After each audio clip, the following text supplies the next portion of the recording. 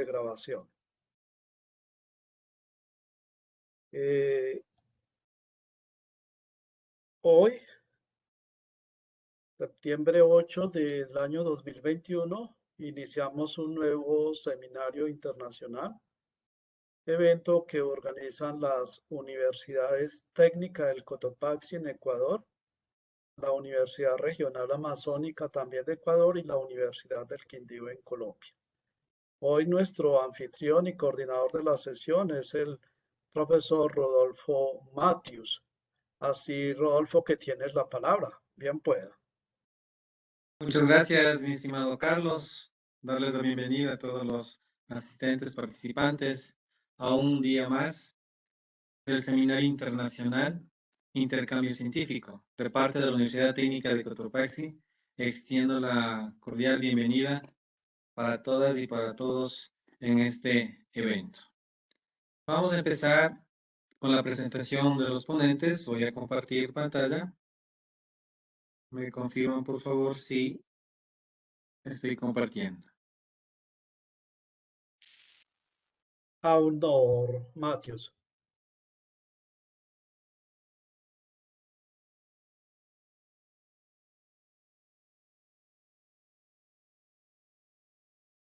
Ya empezó Matius.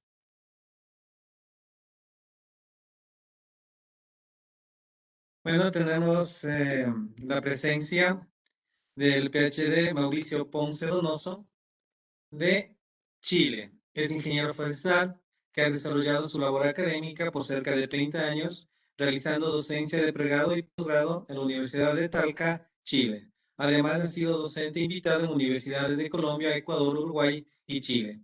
En los últimos 12 años ha dedicado su labor a temas relacionados con la ecología urbana, focalizando en los árboles de la ciudad.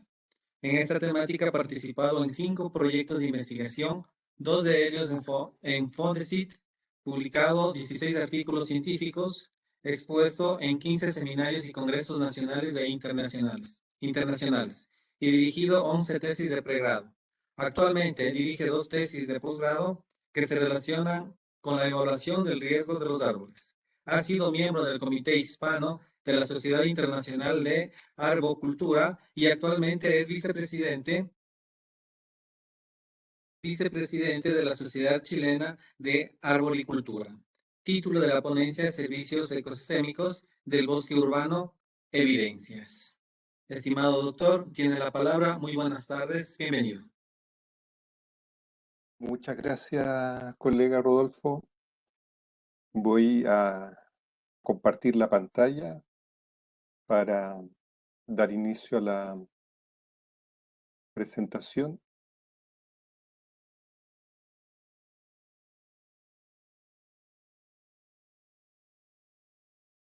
Me parece que ahí está, ¿sí, verdad? Sí, ya está. Muchas gracias. Junto con saludar a quienes participan en este seminario internacional, quiero también agradecer la cordial invitación que me hiciera el profesor Carlos Agudelo a participar de este seminario. Muchas gracias, Carlos, por la invitación. Espero que lo que podamos ver hoy día sea un aporte sobre todo para que estudiantes y colegas académicos puedan identificar algunas temáticas que, sin lugar a dudas, desde el mundo que ustedes manejan, pueden hacer un aporte muy significativo a lo que es el contexto urbano. Apreciado Mauricio, gracias por aceptar nuestra invitación a este seminario y estamos completos seguros que su conocimiento será maravilloso en esta tarde. Tienes la palabra. Muchas gracias. Muchas gracias. Bueno, y también agradecer a los colegas de las universidades técnicas del Cotopaxi y de la Regional Amazónica del Ecuador también para favorecer que yo pueda llegar a las aulas de esta forma virtual. Dicho eso, entonces comienzo con la exposición que tiene que ver con un proyecto que desarrollamos hace algún tiempo, durante un par de años, acá en la ciudad de Talca, donde vivo.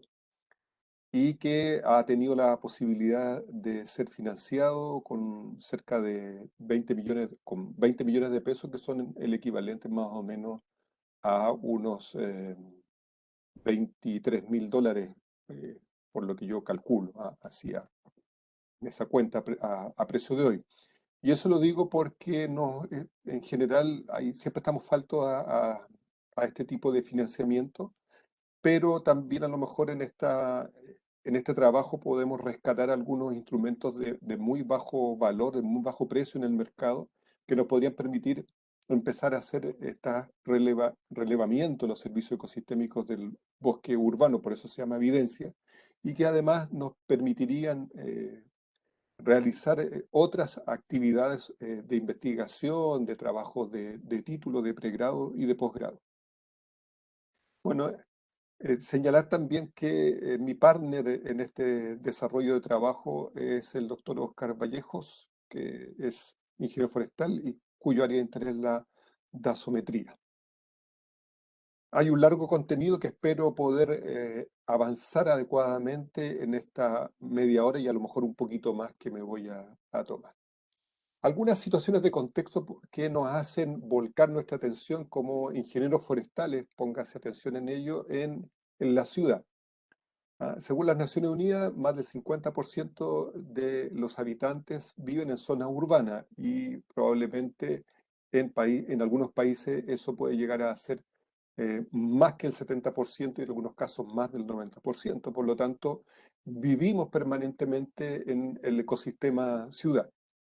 Y ese ecosistema es un sistema complejo que vale la pena empezar a introducirse a él, no dejar que solo los arquitectos o urbanistas lo diseñen, sino que también haya una participación multidisciplinar para que las nuevas ciudades, las nuevas urbanizaciones, las regeneraciones urbanas también tengan una oportunidad de trabajo multidisciplinario. En ese contexto, ¿cierto? Estos sistemas complejos o estas ciudades, las actividades que en ellas se desarrollan, lo que nosotros hacemos habitualmente, una cuestión tan simple como desplazarnos de nuestra casa al lugar donde laboramos o donde estudiamos, ¿cierto? Generan efectos no deseados que están aportando al proceso de cambio climático. Entonces, dado que hay un efecto de cambio climático que no solo se da en los ambientes, digamos, naturales, sino que también en estos ambientes recreados que en la ciudad, se generan estos desafíos para mitigar este proceso de cambio climático, donde tanto el árbol o la mirada más amplia del bosque urbano pueden ser coadyuvantes como mitigadores de los efectos del cambio climático y obviamente favorecer a la resiliencia de la ciudad, ¿ya? Sobre todo a las acciones de este cambio climático. Bueno, relevar, y yo sé que a lo mejor para ustedes esto es algo completamente natural, pero muchas veces cuando se dice, no muchos, algunos quedan un poco impresionados, pero los árboles son seres vivos, y como seres vivos están implantados dentro de la ciudad y tienen un proceso de desarrollo, están en el planeta por casi 100 millones de años, por lo tanto nos llevan bastante camino por delante. Quizás la única diferencia en que su presencia dentro de la ciudad es bastante o relativamente nueva, como lo conocemos actualmente, probablemente no más allá de 100, 150 o 200 años. Debemos mirarlo no solo como un ornato en la ciudad, que fue la primera objetivo que tuvo el hombre al poner los árboles en la ciudad para que, ¿cierto? Los la burguesía e incluso la aristocracia pudiera disfrutar de sus entornos privados, sino también la población que empezaba a tener tiempo libre, también empezar a disfrutar de esa ciudad. Y en ese contexto, entonces, los árboles se ubican en espacios que no son naturales para ellos, ¿ah? Y en ese espacio no natural es donde los árboles deben ser estudiados, manejados, planificados, gestionados. Y siempre recordar que no tan solo están ubicados en áreas de uso público, sino también en áreas privadas. Y yo sé que al menos en Colombia, ¿cierto? Desconozco cómo sea en Ecuador, hay normas y leyes que hay decisiones que toman los privados que también deben ser vistas por el ente público. Bueno, el estudio se realizó en la ciudad de Talca, que es la ciudad donde vivo, que tiene más o menos 200.000 habitantes, con un clima mediterráneo continental, con precipitación. Vamos a ver después un gráfico umbrotérmico. Y esta zona del país es una de las zonas llamadas hotspot por esta característica de clima mediterráneo continental. Está aquí en este punto de acá. Por acá está el norte, estamos con Perú. Se ubica en el grado 35,5 prácticamente del latitud sur y en el 71,40 de longitud oeste. Aquí tenemos el gráfico ombrotérmico y ustedes pueden ver que en términos de precipitaciones, ¿cierto? Que en los últimos años tenemos una gran afectación por la sequía, es decir, tenemos prácticamente 13 años de reducción de precipitaciones, de tener precipitaciones anuales en torno a los 600 milímetros, hoy día estamos teniendo precipitaciones anuales en torno a los 300 y un poco más. Y obviamente con condiciones de temperatura mucho más altas, lo que da evidencia de este proceso de cambio climático. ¿Cuál fue el objetivo de nuestro proyecto? Fue cuantificar de manera empírica el efecto mitigador que tiene el árbol o bosque urbano en las variables de tipo ambiental en la ciudad de Talca. Si bien al momento de que nosotros llevamos a cabo el proyecto, la actividad de recolección de datos, habían bastantes evidencias respecto de, o existían ya, y todavía existen y se siguen relevando, evidencias de el efecto positivo que tiene el arbolado urbano en las condiciones microclimáticas o ambientales de las ciudades. Ciertamente que hay muy pocas evidencias, sobre todo en países como el nuestro, y en ciudades que además son de tamaño relativamente pequeño y que no son ciudades capitales, que habitualmente podemos encontrar estudios en ciudades capitales. Y eso nos motivó a ver qué estaba pasando en nuestra ciudad, que es una ciudad más o menos de unas 200.000 habitantes. Hay que reconocer, de los fundamentos que motivaron nuestra investigación fue el reconocimiento del bosque urbano respecto de una serie de servicios ecosistémicos, ¿cierto? De tipo social, hoy día, por ejemplo, bastante reconocido en términos de lo que significa la calidad de vida respecto de acceder a áreas verdes. Beneficios estéticos asociados principalmente a lo que es la dinámica estacional, cuando es posible tenerla, o a las características de tipo macro de los árboles, como los colores, los aromas, las dimensiones que estos pueden entregar, beneficios climáticos y ecológicos respecto, y que fue en el punto donde nosotros nos focalizamos en este estudio, como por ejemplo la reducción de material particulado, la mitigación del ruido, la infiltración del agua en el suelo, etcétera, la reducción de los eventos extremos, por ejemplo, como riadas. Como también tenemos una serie de beneficios económicos vinculados al bosque urbano, directos e indirectos, como la revalorización de las propiedades, la reducción del consumo eléctrico en verano e invierno, si está adecuadamente implantado el árbol, o lo que proviene, por ejemplo, de las cortas de los árboles que pueden destinarse, por ejemplo, a un uso de tipo, pues, no sé, para mueblería, para artesanía, leña, por ejemplo. Y también rescato hoy en día, que no estaba en ese momento en que nosotros realizamos el trabajo, son los objetivos de desarrollo sustentable, sostenible, que Naciones Unidas Naciones Unidas habla de los ODS, Objetivos de Desarrollo Sostenible, para el 2030. De los 17 objetivos, 10 de ellos se relacionan con la presencia del árbol y los bosques urbanos.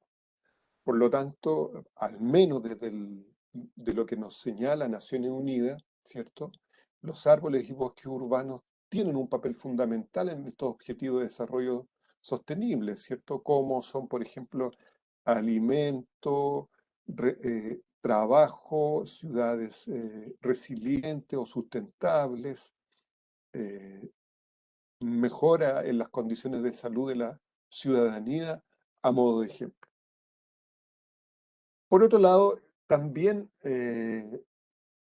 esto también es un estudio ex post del trabajo que nosotros hicimos y que también se van complementando estos. Fue un estudio realizado en nuestro país donde se analizó la cobertura vegetacional en un periodo de 10 años, en color gris está el año 2005 y en este color turquesa el año 2015. ¿Ya? Y como podemos ver, estas son las ciudades capitales de las provincias, perdón, de las regiones, ¿m? Donde muestra que hasta 18 puntos porcentuales se perdieron de cubierta vegetacional en la última década en las ciudades del país.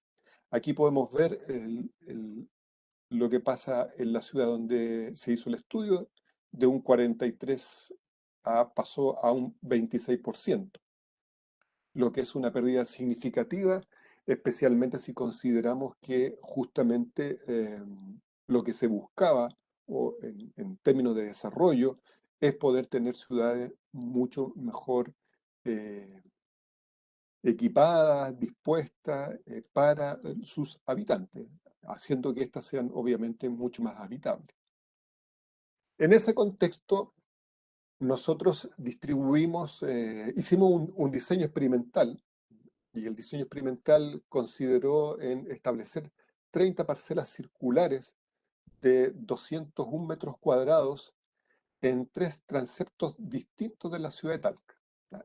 Y debo pasarles claro, más que la ciudad de Talca, en el área central de Talca, ¿ya? En el área central. Básicamente porque todo esto lo hicimos caminando y en 3 periodos de tiempo. Por lo tanto, movernos hacia lugares más lejanos de la ciudad podía modificar un poco los efectos que queríamos nosotros recoger en ese momento. Identificamos especies arbóreas e hicimos algunas mediciones de carácter dasométrico, como el diámetro de altura del pecho, la altura total y de copa y el diámetro de copa. A partir de todo ello, ¿cierto? Calculamos una cobertura de copa que la establecimos en porcentaje y en 5 clases de cobertura, ¿ah? A cada vigésimo de copa, es decir, de 0 a 20, de 21 a 40, etc. Para después utilizar esta cobertura de copa también como un elemento de comparación respecto de los datos que nosotros habíamos calculado. Bien, nosotros registramos en 2 veces datos en cada una de estas parcelas, una en el centro y otra en el borde. Lo que correspondía al borde íbamos variando, podía ser un borde norte, sur, oeste u oeste. Y eso fue completamente al azar. ¿Y qué medimos? Medimos material particulado. En este caso medimos PM10. Teníamos también la oportunidad de medir PM5, D4, pero dado que también medimos en periodos donde el PM2,5 era más difícil de encontrar, dejamos en PM10. Talca tiene en general 2 estaciones bastante marcadas, más que las 4 estaciones. Lo cierto es que tanto primavera como otoño son estaciones bastante cortas. Entonces predomina el invierno y el verano. Y medimos PM10 tanto máximo como promedio y pusimos el instrumento a 1,5 metros del suelo. Esto fue una decisión que tomamos nosotros. Utilizamos, bueno, ahí les vamos a mostrar los instrumentos. Medimos ruido máximo y mínimo, también a 1,5 metros, temperatura a 1,5 metros y a nivel de suelo, no del suelo, sino que cerca del suelo, a un par de centímetros del suelo, no la temperatura del material que está hecho el suelo. Medimos humedad relativa a 1,5 metros, radiación ultravioleta a 1,5 metros del suelo y también índice de área foliar. Y después les voy a explicar respecto de esa última medición. Este es el centro de la ciudad. Esta es lo que nosotros llamamos la Plaza de Armas, que viene siendo el Parque Central, donde podemos ver que a pocas calles, ¿cierto? Tenemos una de las que eran los principales áreas verdes de la ciudad, conocido como Alameda. Casi todas las ciudades de Chile, sobre todo del centro hacia el sur, tiene algo que le denominamos Alameda. No es que hayan álamos, sino que son áreas arboladas. Y tenemos también una calle también arbolada que es la Diagonal. Y luego tenemos la principal calle comercial de la ciudad de Talca, que es la 1 Sur. Entonces, como nosotros definimos un periodo de toma de datos de 1 hora, teníamos que hacer transeptos que nos permitieran movernos dentro de esa hora. Y definimos un mínimo de una cantidad de 30 parcelas, ¿cierto? Que distribuimos 10 por cada uno de estos 3 transeptos. Estas son un poco las características del transepto. Este es el transepto 1, la Alameda, que es básicamente un bandejón de cerca de más o menos unos 27 metros de ancho, ¿cierto? Muy arbolado, algunas con esta presencia de un pavimento adoquinado y arbolado por la orilla. El transepto 2, que es una calle que ustedes pueden ver que tiene un bandejón bastante más pequeño, que debe ser más o menos de unos 6 metros, calles por ambos lados, aquí también tiene calles por ambos lados, la Alameda, eh, y en ambos casos, tanto el transepto 1 y el transepto 2, es un área que empieza a producirse una regeneración urbana, donde empiezan a surgir una serie de edificios de departamentos y pasó a ser ser casas coloniales de fachada continua a instalarse una serie de comercios y otras actividades como negocios, clínicas, etc. Y el transepto 3, que es nuestra calle comercial por naturaleza de la ciudad, bastante más carente de arbolado público, ¿cierto? Con una sola línea de tráfico y con algún tipo de remodelación como la que se ve aquí. Entonces teníamos esos 3 transeptos, fueron nuestros bloques para este análisis. Los instrumentos que usamos fue un medidor de área, perdón, de material particulado, ¿cierto? Que debe estar costando cerca de $10.000. Lo digo así porque también es bueno hacerse una idea de cuánto eventualmente podemos gastar para hacer cosas de esta naturaleza. Un sonómetro o decibelímetro que debe costar algo así como 100 $100 tal vez. Medidor de temperatura y humedad relativa, $50. Un medidor de radiación ultravioleta, que también debe estar en torno a los $100. Y este medidor de índice de área foliar, que debe estar un poco menos de los $10.000. Les puedo comentar que prácticamente el 95% de nuestro presupuesto se fue en la compra de estos materiales. Sin embargo, yo debo señalar que este material este instrumento, perdón, podría ser no considerado para hacer un estudio de esta naturaleza, ya que se han desarrollado y podrían desarrollarse ecuaciones suficientes para medir índice de área foliar por tipo de especie. Hicimos 3 periodos de medición: el verano, en este periodo, otoño y primavera, en 3 horarios distintos, de 8 a 9, de 14 a 15 y de 19 a 20, que más o menos coinciden con las horas de mayor tráfico en la ciudad, que eso también es un elemento importante. Y para medir índice de área foliar lo medimos una vez por cada estación del año en los 2 puntos por parcela. Es interesante aquí mostrar que a pesar de las 30 parcelas que tuvimos, fuimos capaces de generar una base de datos de más de 1500, lo que lo hace bastante potente para hacer un trabajo estadístico. De los resultados y discusión, aquí podemos ver desde la parcela 1 hasta la parcela 30 cómo están en color azul el DAP, o sea, que nos muestra un poco la envergadura de los árboles, y el área de copa. Y obviamente podemos ver con claridad que la alameda, como ustedes pueden ver en la fotografía, es la que mejor arbolado está, y el área comercial donde va la gente habitualmente en la ciudad de Talca es la que peor calidad de arbolado urbano tiene. Vamos a pasar un poco rápido esto porque la verdad es que no. Ustedes pueden ver aquí los datos respecto a cada uno de los indicadores que tomamos. Aquí está el material particulado y lo que quiero destacar aquí es que entre la media y la mediana son valores relativamente cercanos. Y lo que más llama la atención es la amplitud de los datos que logramos obtener. Fíjense que aquí están todos los datos, de alguna manera contenidos.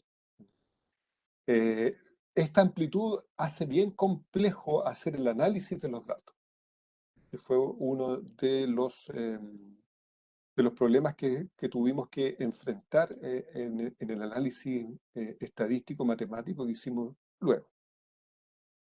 Por otro lado, el equipo, que es un equipo manual para ser trabajado tanto indoor como outdoor, en términos de lo que significa el material particulado en el valor máximo, prácticamente hubo coincidencia o no hubo, dicho de otra forma, no hubo diferencia estadísticamente significativa con las estaciones de monitoreo que hay en la ciudad de Talca, que son 2, y el instrumento estuvo muy bien, muy parejo con el PM máximo que medía esa estación de monitoreo.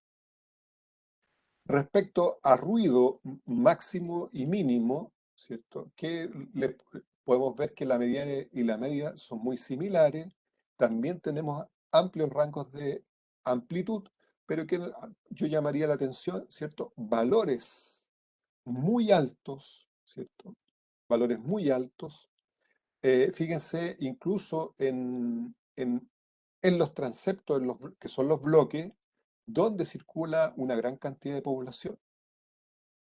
Aquí yo debo reconocer que aquí podemos tener algún cuestionamiento respecto a estos valores muy bajos, porque después de hacer el análisis hay lo que parece llaman el ruido del silencio, que tiene como un piso mínimo, ¿no? Ese valor 2 está como un outlier completo, igual que este valor de 10. Debo recordar que nosotros tenemos una normativa nacional que establece ruidos máximos en torno a los 60 decibeles como el mínimo y 90 el máximo durante el día, y que baja a 55 y 75 durante la noche. Están por sobre los valores, por ejemplo, que propone la EPA norteamericana, y lamentablemente en nuestra normativa nada indica en relación a el ruido que generan los vehículos motorizados. Con relación a la temperatura, tanto del suelo como a 1,5 metros, podemos ver que encontramos altas temperaturas durante el verano, nos encontramos con cosas relativamente obvias, muy parecidas a la mediana y la media, pero es interesante, sin embargo, mostrar que a pesar de, por ejemplo, si nos vamos al verano, hay diferencias significativas que vamos a ver luego entre los distintos transeptos, lo cual muestra que la cobertura arbórea, al menos, o la estructura como está diseñada la ciudad, podemos referir que hay diferencias en ello. Tenemos también la radiación ultravioleta, que nos hay valores extremos. Nosotros tenemos índices de radiación tremendamente altos en la ciudad, pero también la presencia y la cobertura, como lo vamos a ver más adelante, jugó un papel importante para su atenuación. Miren, este cuadro nos muestra el análisis estadístico en términos de diferencia significativa.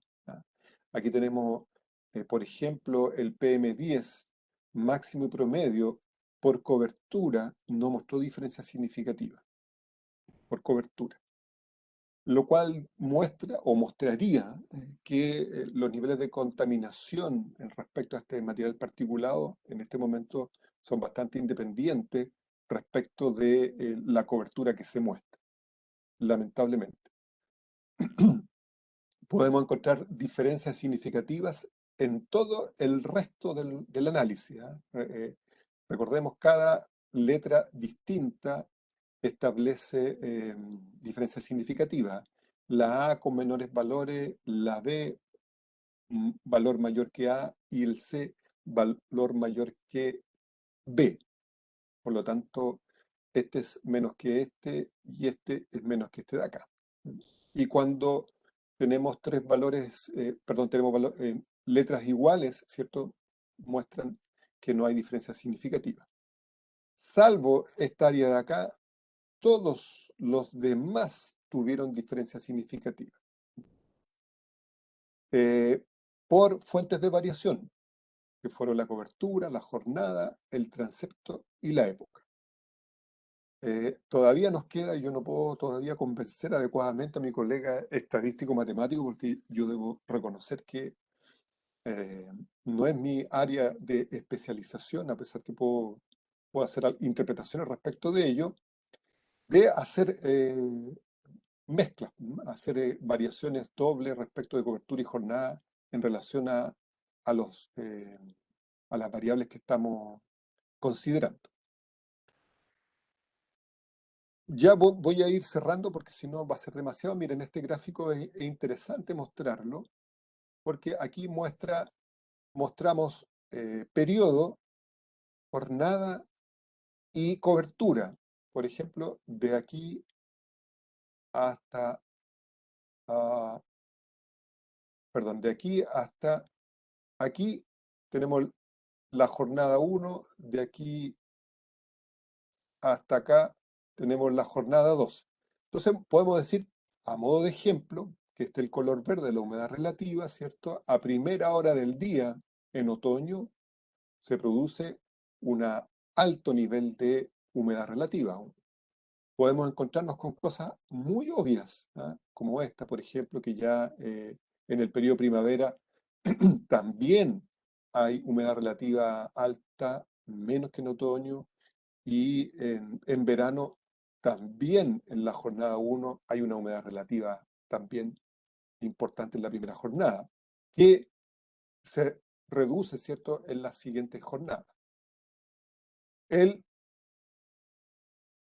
material particulado máximo, ¿cierto?, que este verde de acá, está presente básicamente desde todo el periodo de otoño y gran parte de la primavera.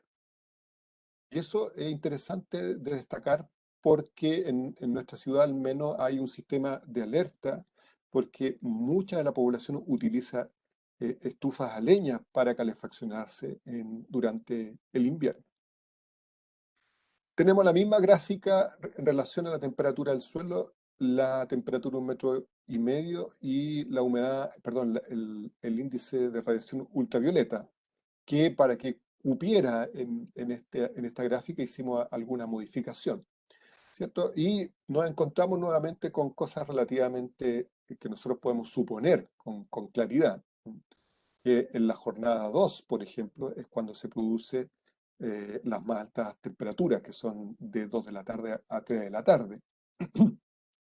Sin embargo, podemos ver que hay cierto efecto de cobertura en relación a este tipo de variables.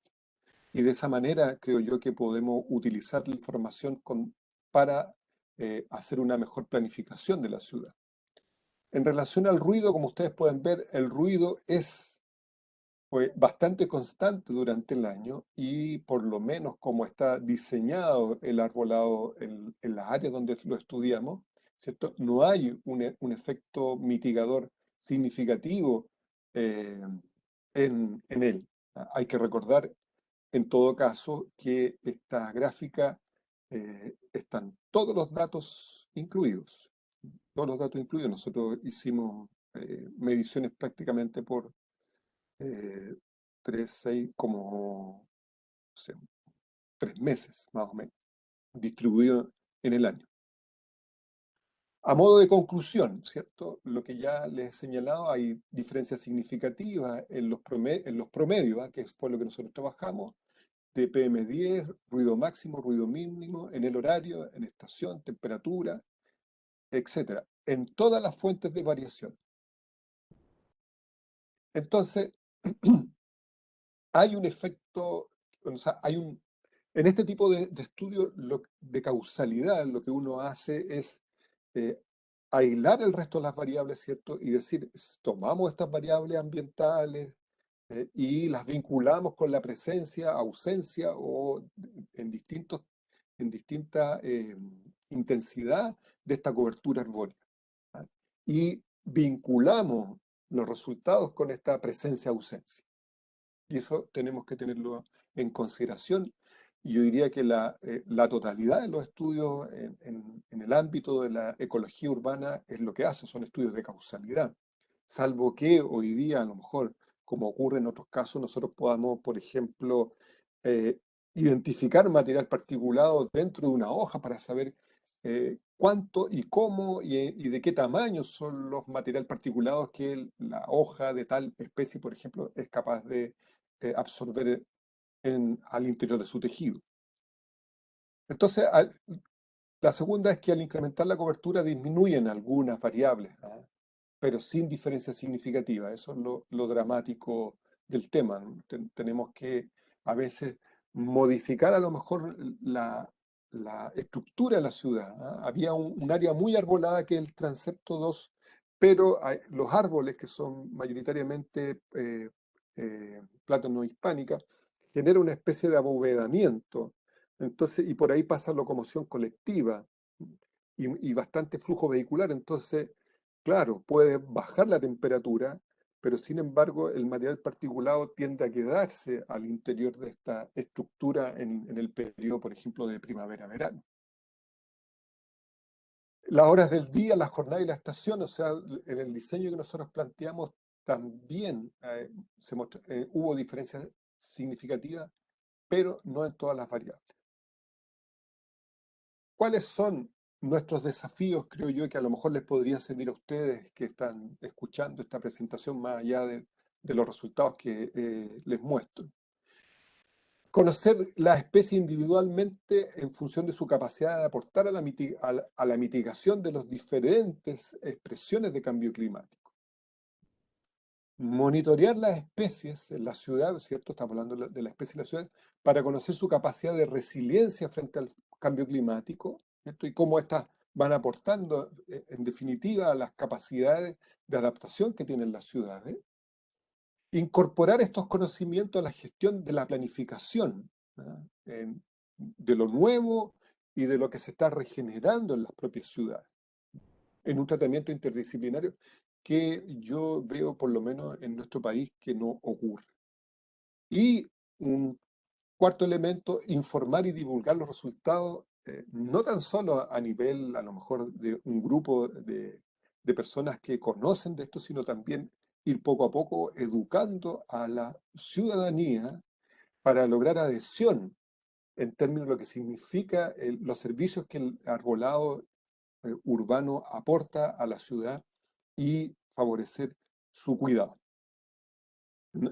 Y también, obviamente, divulgar a distintos niveles, ¿ah? Por ejemplo, esta es una revista de la Sociedad Internacional de Agricultura, sacamos un libro perdón, un folleto técnico que distribuimos y tuvimos también la oportunidad de salir en un diario de circulación nacional.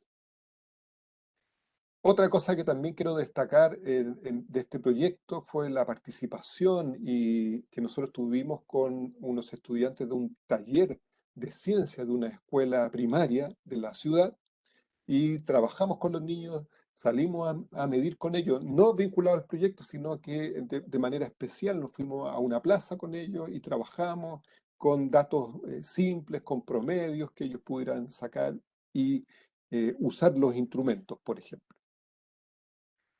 Así también hemos aprovechado los instrumentos para realizar otros tipos seguir realizando otros tipos de estudios que pudieran favorecer tanto lo que nosotros hacemos, la adquisición de los instrumentos y potenciar los fondos de dinero destinados a la investigación.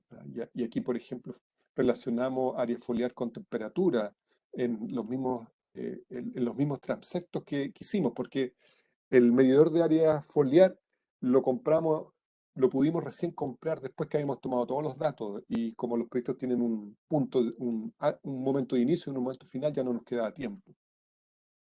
Y aquí podemos ver, por ejemplo, en línea roja la radiación ultravioleta, ¿cierto? Hay un cambio, obviamente, de estación y podemos ver cómo en el verano la radiación ultravioleta es bastante alta y, sin embargo, también tenemos el efecto mitigador en color azul, ¿cierto? El índice de área foliar de nuestros árboles. También aprovechamos e hicimos un estudio de ruido en la misma Alameda, pero en toda la Alameda, en toda la Alameda. Y aquí tenemos un buen esquema del perfil de la Alameda. Y aquí podemos ver por una parte el ruido medio en este lado y aquí tenemos la cobertura. Eh, el, la cobertura en amarillo y el ruido en azul, ¿cierto? Y bueno, encontramos lo que nosotros sabemos ya, ¿cierto? Que mientras más baja la cobertura, más escuchamos. Y mientras más lejos estamos del ruido, que el ruido básicamente tiene que ver con la emisión del automotriz, ¿cierto? También el ruido cae. Y aquí hay un efecto un poco más positivo también de la cobertura arbórea. Y nos encontramos en preparación también porque respecto de un cambio en las condiciones de temperatura y de humedad relativa en un área del centro de la ciudad que fue remodelada recientemente y encontramos diferencias significativas que estamos hoy día tratando de ver cómo la podemos publicar. A modo de cierre, les quiero mostrar que lo que les he señalado, yo creo que refuerza los hallazgos que indican que la cobertura del dosel del bosque urbano reduce o favorece los efectos negativos, ¿cierto? O favorece los aspectos positivos de las variables que fueron estudiadas, permitiendo a la ciudad ser más confortables y resilientes al proceso de cambio climático. Ahí agradezco al Fondo de Protección Ambiental del Ministerio de Educación que nos financió esta investigación, a los niños y niñas del taller de ciencia de la Escuela Prosperidad y a los colegas ingenieros forestales que hicieron sus memorias de título con financiamiento, con el uso de estos instrumentos. Eso es, muchas gracias y disponible para ustedes. Doctor, También dejo muchas las gracias referencias. por su exposición. Felicidades. Muy agradecido por el tema, conociendo diferentes temas y enriqueciéndonos de toda su sabiduría y conocimiento sobre diferentes ejes. Vamos a pasar a las preguntas. Por favor, Gerson, si nos ayudas con las preguntas del público, por favor. Perfecto, muchas gracias. La primera pregunta vendría a ser, Mauricio, ¿se puede hablar de bosque urbano?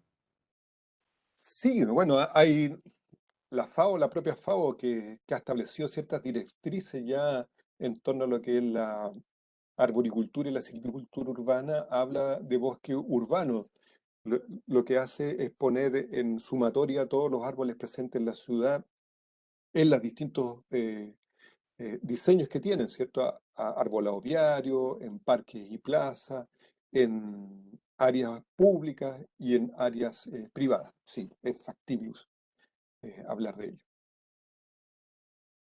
Listo, siguiente. ¿Cómo modifican las estaciones los servicios ecosistémicos? Ah, bueno, de manera importante, dependiendo de lo que nosotros, qué variable queramos estudiar, ¿no? Se demostró claramente, por ejemplo, que la temperatura, el arbolado urbano, genera un efecto amortiguador de la temperatura, el material particulado también, y la humedad relativa también, y la radiación ultravioleta, eh, además, ¿cierto? Dentro de las variables que nosotros estudiamos y se mostró un cambio en el patrón respecto de, el periodo de la estación del año. Y eso es interesante porque como se vive, nosotros vivimos y hay un área importante del país que se ubica en esta zona de transición climática, eso es mucho más fácil de observar y también de vivenciar, que me imagino que en áreas o en ciudades de Colombia y Ecuador, donde probablemente la variabilidad estacional no sea tan marcada como acá. Bien, perfecto. Siguiente pregunta. ¿Hay características urbanas que determinan la abundancia de especies en zonas determinadas de la ciudad? A ver, si entendí bien la pregunta, aquí hay una mirada al planificador urbanista. En general, nosotros estamos en Chile, lamentablemente, en mi opinión, lo nuevo que se construye está en manos prácticamente de los privados y eso tiene un impacto en términos de la rentabilidad que estos buscan, ¿ah? Y donde la rentabilidad social, por cierto, no es lo prioritario. En el área que nosotros estudiamos, son áreas que se construyeron lo más probable a finales del siglo XIX, principios del 20. Si mostrara una fotografía de la principal calle de la ciudad a principios del siglo XX, no veríamos un árbol en ninguna parte. Por lo tanto, los árboles vienen siendo recién parte de la escena urbana chilena recién a comienzos del 1900, porque antes eran parte de áreas privadas, de parques que eran de propiedad de la aristocracia criolla, y hoy día está en manos, por lo menos en nuestro país, en lo público, en manos de lo público, y lo privado hasta que no sea público de lo privado. Digo esto porque las constructoras, por ejemplo, se les exige plantar especies y ellos plantan en general lo más barato que encuentran y el que se hace cargo de ella es el ámbito público, que es el municipio, y con serios problemas también de gestión. Yo insisto en que hoy día es necesario un trabajo multidisciplinario a nivel de planificación, donde podamos aportar desde las diferentes disciplinas para construir y planificar una ciudad con, no sé, de calidad del siglo XXI realmente. Listo. Siguiente dice, Mauricio, ¿los árboles presentes en áreas urbanas en el área estudiada son introducidos? Mayoritariamente son introducidos, sí, pero yo no soy muy... a ver, yo sé que hay un surgimiento de lo nativo, ¿ah? Y aquí también, y señala, hay que poner especies nativas, la mayoría de las especies nativas del área donde vivo, de características, aquí hay un bosque esclerófilo, arborescente, ¿cierto? Son más de tamaño más pequeño, pero si logran unas buenas condiciones pueden alcanzar hasta 20, 25 metros de alto, con copas de 25 metros, no, y más, y 30 metros de diámetro. Son árboles de hoja persistente, pero son 5 especies las que se han introducido en la ciudad, que han tenido un buen desempeño, pero con crecimientos muy lentos. No digo que eso sea negativo, sino que muchas veces para poder consolidar un área nueva, también hay que saber combinar especies de más rápido crecimiento que otras, ¿cierto? Porque tenemos que proveer de una cierta beneficio a los habitantes. Y yo hablaría más bien de a esta altura la vida de naturalizada, más que o exótica o introducida, porque ciertamente que hay una serie de especies que se desarrollan bastante exóticas o introducidas, que se desarrollan bastante bien dentro de la ciudad. Y en mi Claro, opinión, no tenemos por qué claro. eliminarla de la posibilidad de seguirla De pronto, manteniendo. como el área de botánica tiene varios integrantes y pues tiene... Sí.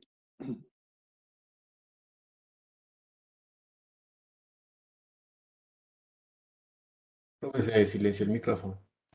No, no, yo creo que Carlos estaba hablando otra cosa. Ah, ok, Sigamos con entonces las continúo con preguntas, las Jason. preguntas. Sí. Listo, perfecto. Dice, ¿qué variables pueden hacer que una ciudad sea diferente de otra respecto a los servicios ecosistémicos que puede ofrecer? Uy, muy una pregunta que es como sacarse, tener una lotería, ¿no? El premio mayor. Em, en el contexto de lo que he estado presentando, ¿cierto? Hoy día hay investigadores que han estado trabajando en, en en la línea de frontera en términos de la provisión de estos servicios. Y ayer justamente hablábamos, o estaba con una colega de la Universidad de ella de Medellín, y destacaba propuestas, ¿no? A esta altura que hace un investigador que se llama Cecil Koninendig, que está actualmente trabajando en Barcelona, que hablaba de la regla del 3-3-300, ¿no? Que nos gusta un poco la numerología, ¿no? Como que si uno sale a la puerta de su casa pueda al menos ver 3 árboles. Y si se mueve al menos 30 metros debería tener un árbol. Y si se mueve a 300 metros debería acceder a un parque. Hoy día probablemente la ciudad más icónica respecto de ello es Melbourne en Australia, ¿sí? Pero tenemos que ser, creo yo, saber inventar y generar espacios de este tipo, no tan solo en los espacios públicos, sino que también en los espacios privados, ¿ah? Los servicios que entrega la infraestructura verde, en definitiva, puede estar presente incluso dentro del patio de un hospital. Por lo tanto, la creatividad y la incorporación de lo verde, de la infraestructura verde, inclusive desde lo herbáceo, arbustivo, arbóreo, que sea capaz de aportar frutos o semilla en lo que es el mejoramiento de la biodiversidad en un sentido amplio, ¿cierto? Podría estar presente en cualquier lugar, ¿ah? Desde lo que significa, por ejemplo, la absorción de carbono desde la atmósfera, como un elemento significativo de aporte al medio ya más global y no tan solo al medio local en términos de las amenidades que nos pueda aportar el árbol.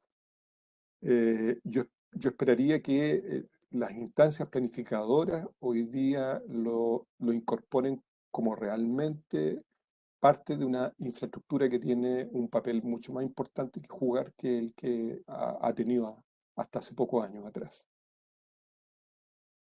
Espero haber salido Bien. jugando adecuadamente. Sí.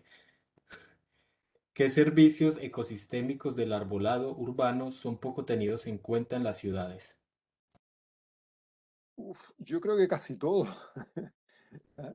Y depende de quién, ¿ah? Depende de quién, porque fíjense que, a ver, uno sale, a mí me ha tocado muchas veces estar en la calle trabajando, midiendo cosas y la gente se acerca y dice, "Ey, van a eliminar el árbol porque ya me cansé de barrer las hojas". Y claro, pero el hecho que el árbol sea caduco, ¿cierto? Nos va a permitir en otoño e invierno que pasen los rayos del sol y yo disfrute realmente de un sol otoñal, invernal, que siempre es bienvenido. Y si ese sol te da a tu casa, la casa, ¿cierto? Se puede calentar un poco, pierde humedad, etcétera. Pero también queremos tener árboles perennifolios para que pueda absorber, ¿cierto? El material particulado o reducir el material particulado en la ciudad. Entonces, en ese contexto, la planificación aquí es importante. Y vuelvo a poner un poco el ejemplo local, ¿cierto? En la infraestructura verde, en, en lo que significa la construcción de la ciudad, viene a representar más o menos en términos de inversión el 5%. En nuevas urbanizaciones, todo lo que es verde, representa más o menos un costo del 5%. Y lamentablemente aún ahí se quieren ahorrar dinero. Y hacemos realmente malas elecciones. Entonces, hay que saber seleccionar adecuadamente y ser intencionado en lo que uno quiera construir, porque termina instalándose un árbol en el peor lugar y finalmente al árbol se le responsabiliza que es un mal árbol. Y la verdad es que el principio es que no hay malos árboles, sino que lo que hay son malas decisiones. Y en ese contexto, quienes toman decisiones respecto de la planificación de la ciudad, vuelvo a insistir, necesitan eh, que tener insumos adecuados, conocimiento apropiado para tomar mejores decisiones. Y ahí hay un vacío, un gap, una brecha que se requiere cerrar de tal manera que el mundo político de los policymakers, ¿cierto? Los que toman las decisiones, también consideren las condiciones técnicas, porque la construcción de las ciudades hoy son los efectos que vamos a tener mañana. Hoy día nos quejamos de las decisiones que se tomaron hace 20, 50 años atrás, y lo que tenemos que empezar a tomar decisiones que ojalá que en 20 años más podamos decir que fueron las mejores decisiones que se tomaron. Listo, muchas gracias.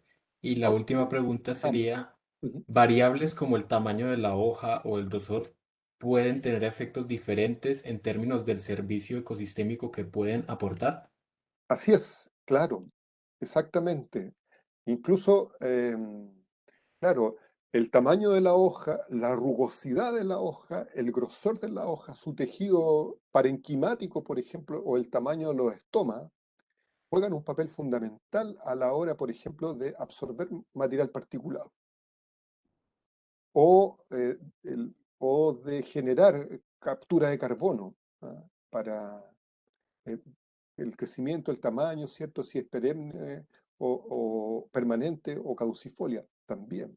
Hay un estudio hecho en Estados Unidos que comparaba árboles naturales que están instalados en la ciudad respecto a esos mismos árboles en un parque, en un área, en una reserva cercana. ¿Ya? Los árboles de la ciudad envejecen más rápido, por una parte, y requerían, por lo menos en esa ciudad, por lo menos 35 años de vida para empezar a hacer carbono positivo. Yo no sé cómo sea en Colombia, pero aquí en Chile hay una concepción errada respecto de la edad que los árboles deben tener. Tenemos una mirada un poco productivista y cuando lo que debemos hacer con los árboles urbanos es que estos estén en la ciudad, ojalá un mínimo de 100 años, para que esos servicios ecosistémicos realmente estén, ¿cierto?, en la balanza de lo positivo. Eso puedo decir. Muchas gracias. Muchas gracias, doctor Mauricio. Excelente exposición. Agradezco o le agradecemos a las universidades anfitrionas de este evento por su participación y por aceptarnos la invitación para su excelente exposición. De antemano, un agradecimiento de parte del equipo organizador y de las universidades. Vamos a continuar con el siguiente ponente. Primero voy a dar la palabra al doctor Carlos Agudelo. Doctor, tiene la palabra. Apreciado Rodolfo, muchas gracias. Mauricio, muy amable, muchas gracias por compartir este tema que creo es fundamental. Incluso yo creo que hay otro tema que, bueno, tendremos que desarrollarlo en otra oportunidad con más tiempo. Porque sabemos que el tamaño de la hoja, el grosor de la hoja, por ejemplo, contribuye mucho con el tema de captura de CO2. ¿Habrá estudios sobre esas temáticas a nivel de ciudad? Lo desconozco. Yo no lo he visto. Lo que he podido saber es respecto de material particulado, que se han hecho estudios en Santiago, acá en Chile, por la profesora Margarita Prendes, que dirige un laboratorio ambiental en la Facultad de Ciencias Químicas y Farmacéuticas de la Universidad de Chile. Y han estudiado algunas especies nativas como la quillaja saponaria, como bastante eficiente para la captura de carbono, perdón, de material particulado. Perfecto, Mauricio. Son temas que habrá que explorar mucho y que podrían incluso convertir al arbolado urbano en un elemento no solo florístico, sino de la biodiversidad muy importante. Así es. Mauricio, muchas gracias y esperamos A contar ustedes, contigo en otra oportunidad. A encantado, todas las muchas gracias. personas que nos acompañan hoy, un agradecimiento muy especial en nombre de la Universidad Regional Amazónica Iquián, de la profesora Alina Freire, quien hoy no nos ha podido acompañar, también del comité organizador de este evento, igual de la Universidad Técnica del Cotopaxi y a su personal administrativo que ha estado muy pendiente del evento y por supuesto a Rodolfo y de la Universidad del Quindío, un saludo muy especial en nombre del programa de biología y su director, el profesor Larry Álvarez, de nuestro rector y de las demás personas desde la institución. Seguimos haciendo un esfuerzo importante por tener cada 15 días este seminario internacional con 2 invitados de diferentes países, tratando de hacerlo lo más ameno e interesante posible. Esperamos por lo menos hasta el 1 de diciembre estar acompañándolos con este seminario. Vamos a continuar entonces con el siguiente ponente. Matios, toma tú la palabra. Gracias, mi estimado Carlos. Vamos a presentar a nuestro siguiente ponente. ¿Me confirman si se está compartiendo, por favor? Matios, ya ¿Listo? está listo. Muchas gracias. Nuestro siguiente ponente es el doctor Emerson Javier Jacome Mogro, ingeniero agrónomo, cuenta con una maestría en gestión de la producción y un doctorado en agricultura sustentable.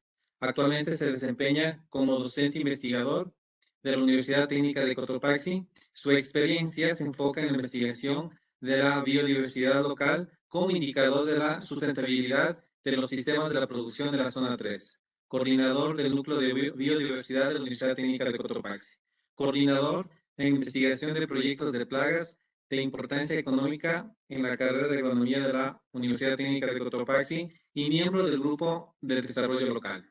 En los últimos años, el doctor Jacome ha coordinado varios proyectos regionales de investigación e implementación en el Ecuador.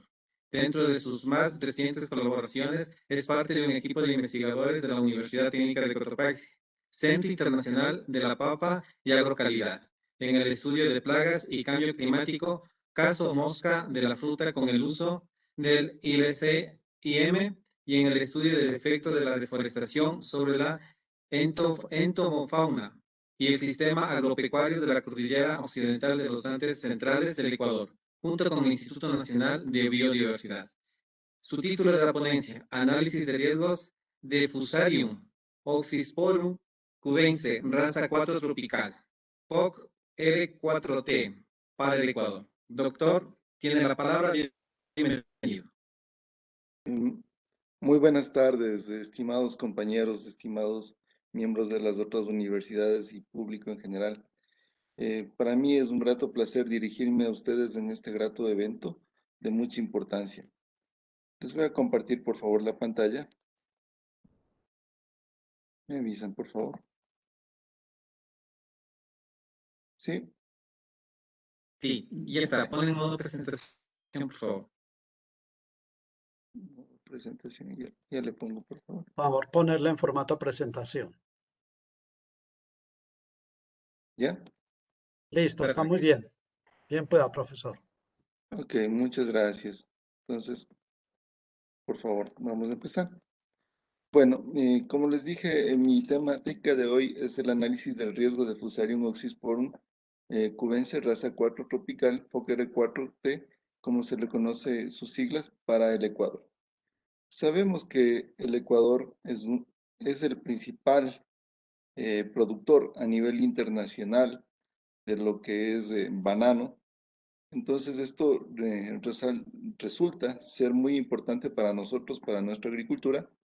Esto es un trabajo que se lo realizó en forma conjunta entre Agrocalidad y la Universidad Técnica de Cotopaxi, en cual fue la autora, la ingeniera Mónica Gallo, y yo actué como tutor. Entonces, debido a la importancia del tema, decidí participar con esta ponencia.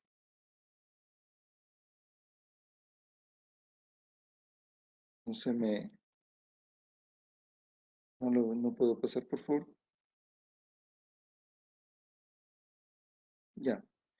El contenido está basado en una introducción, la problemática, los efectos de la plaga y el análisis del riesgo de la plaga para el Ecuador, con sus debidas conclusiones. En esta parte, el Ecuador, como se dijo anteriormente, es exportador de banano a nivel mundial con la mayor producción. Seguido, y también hay que indicar que de acuerdo también con la FAO en el 2017 se cita a Latinoamérica como la región que mayormente provee este producto a nivel mundial.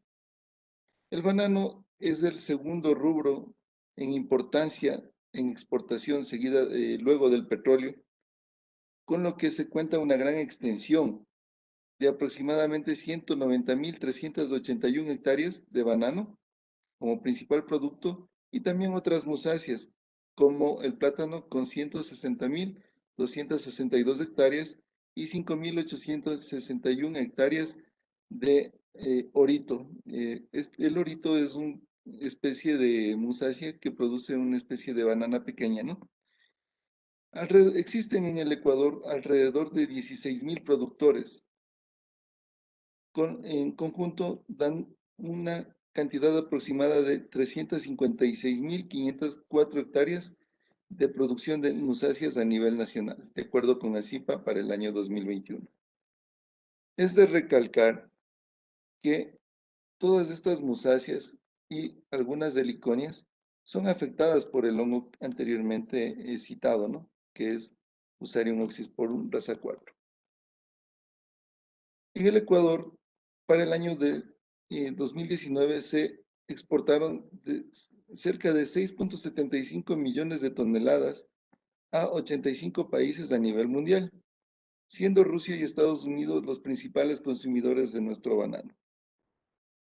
El banano es tan importante que logra superar los 3.000 millones de dólares en exportaciones, lo cual representa el 3% del Producto Interno Bruto del país y el principal producto de exportación a nivel nacional ocupando el 48.6%.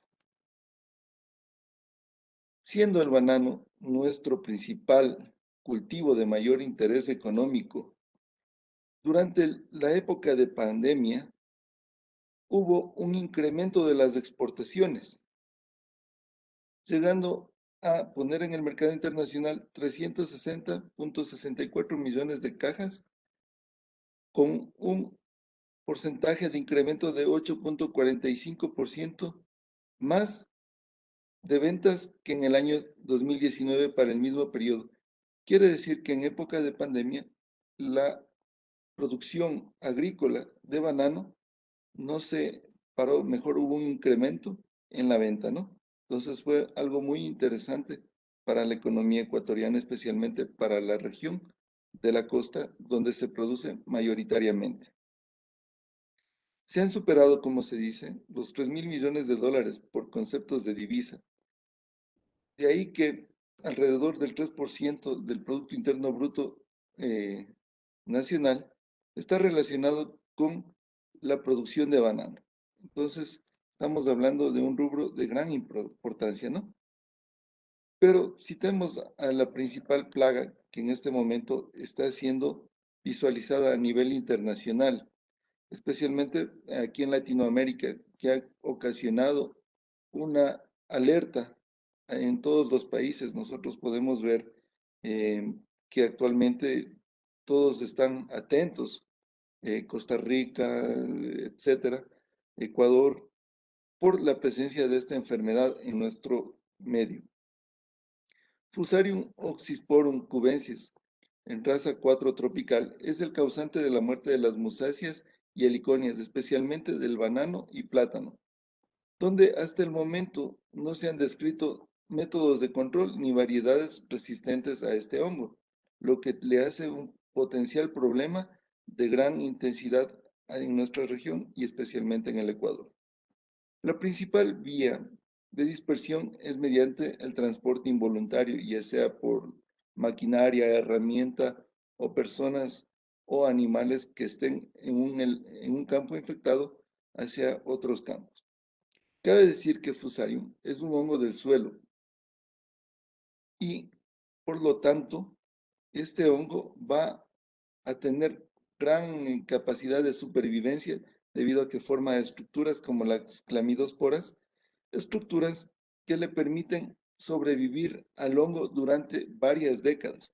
Es decir, en un suelo donde se infectó con Fusarium oxysporum, este suelo va a permanecer contaminado por muchísimo tiempo y posiblemente o resulta que yo no vuelvo a cultivar un cultivo como el banano, eh, con una variedad susceptible no pudiera yo volverlo a utilizar este suelo. Entonces, esto derriba en un problema muy grande, ¿no? Además que se ha recalcado que la dispersión también no solo es por el suelo, ¿no?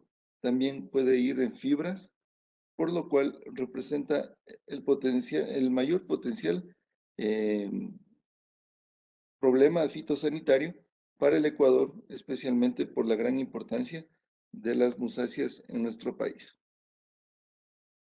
¿Cómo ha sido la dispersión? Bueno, han habido tres razas anteriores, ¿no? Como se describía anteriormente, el mal de Panamá, que echó a perder mucho la producción en los años, en las épocas de los 50, 60. Hasta junio del 2019, FOC R4 era una plaga cuarentenaria no presente en el continente americano.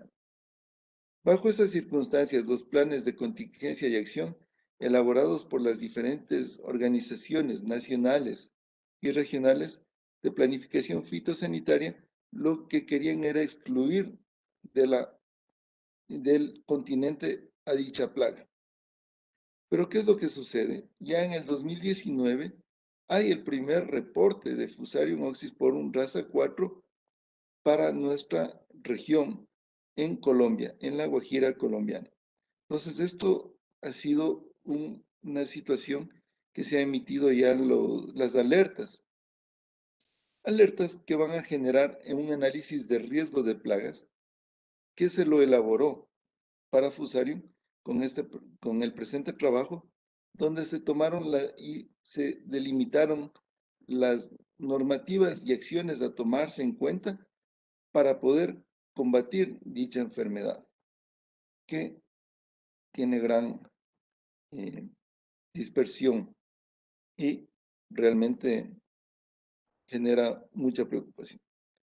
Actualmente, como se dijo, existen 16,000 productores, eh, que es muy importante, muy interesante ver tal cantidad de personas que se dedican a este cultivo, que genera gran trabajo, además de tener 200 empresas exportadoras. Como se dijo, hay 190,381 hectáreas actualmente de banano, 160,262 hectáreas de plátano y 5,861 hectáreas de orito, que representan el 3% del Producto Interno Bruto nacional y el 38% del Producto Interno Bruto agropecuario. Actualmente, Fokker 4T es una plaga ausente del territorio nacional. Sin embargo, como se dijo anteriormente, los primeros brotes se presentaron en nuestro vecino país, en Colombia. Pero ¿qué es lo que sucede? Si nosotros observamos el mapa, las musáceas cultivadas en el Ecuador cubren todo nuestro territorio, ya sea especialmente en la costa, la producción de banano, pero también tenemos la producción de plátano o verde, como le conocemos aquí, que prácticamente resulta en la dieta de la alimentación diaria de todos los ecuatorianos. ¿Qué es lo que pasa? Fokker 4 es la plaga de las variedades Cavendish, que fueron las utilizadas luego de que Fusarium raza 1 acabó con las variedades Grossmitzel. Como efectos de la plaga, anteriormente el mal de Panamá o Fusarium, conocido comúnmente, afectó toda la producción de las variedades de Musaceae Grossmitzel, obligando a realizar un cambio por variedades resistentes a Fusarium, como son las variedades Cavendish. En ese entonces, se menciona que la pérdida fue tan grande como de 2.300 millones de dólares por la presencia de esta enfermedad. Y la única solución que hubo fue cambiar de variedades, de las Gros Mitchell a las Cavendish, que presentaban resistencia. Pero ahora, actualmente, POC R4 representa un gran problema, ya que ataca a nuestras variedades resistentes, como las teníamos, que eran las Cavendish. Altendorf en el 2019 indica que Fokker 4 se ha extendido por el mundo, llegando a diversas plantaciones en el mundo como Indonesia, Malasia. A inicios del año 2000, Fokker 4 ya se había presentado en Australia, Papúa Nueva Guinea, China y Filipinas. Posteriormente, en el año 2013, fue a Mozambique y Jordania, reportándose ya en el año 2015. Se extendió por el Líbano, Omán, India, Pakistán. Entre 2017 y 2019 ya su propagación se reportó ya por otros países, ¿no?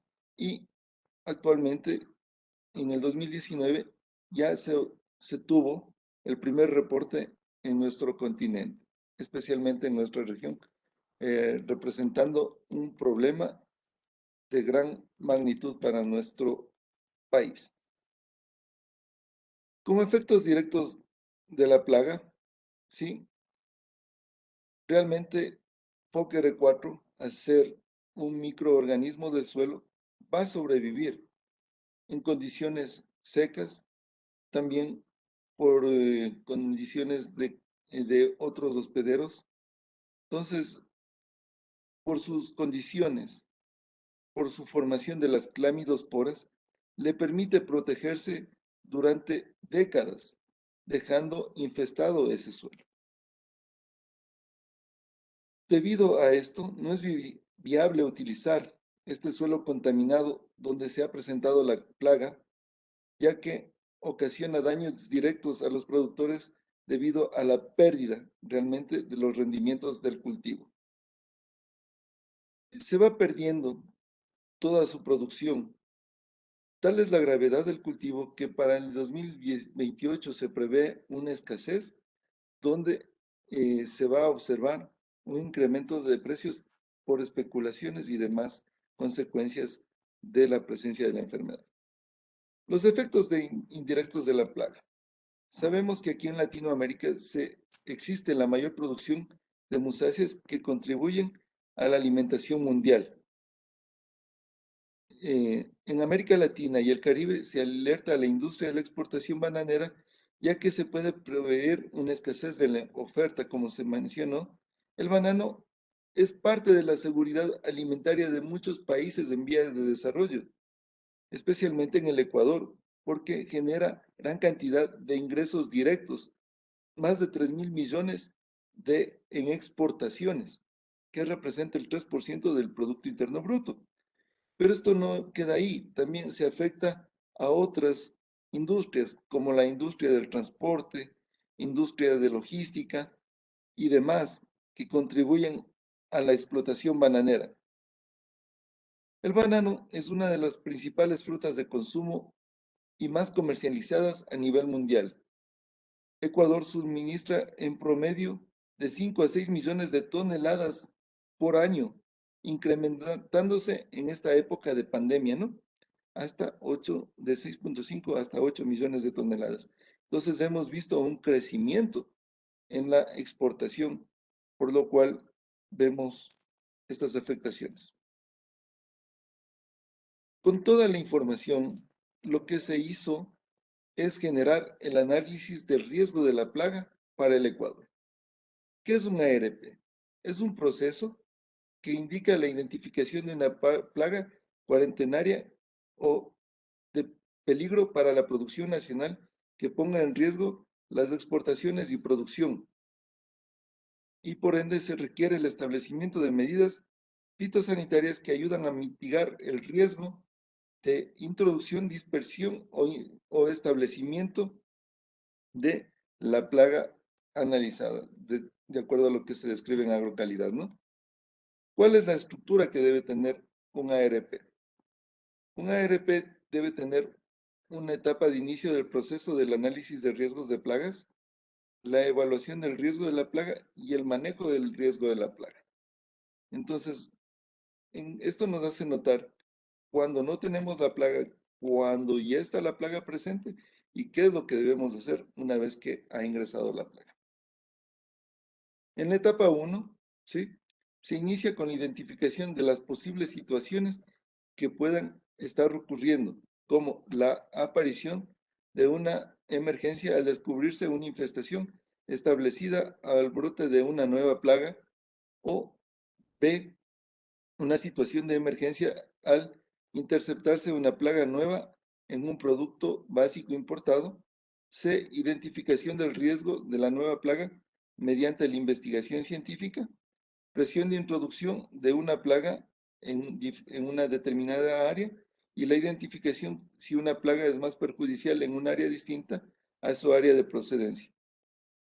Y también la intercepción de una plaga en repetidas ocasiones, como también la identificación de organismos como vector de otras plagas.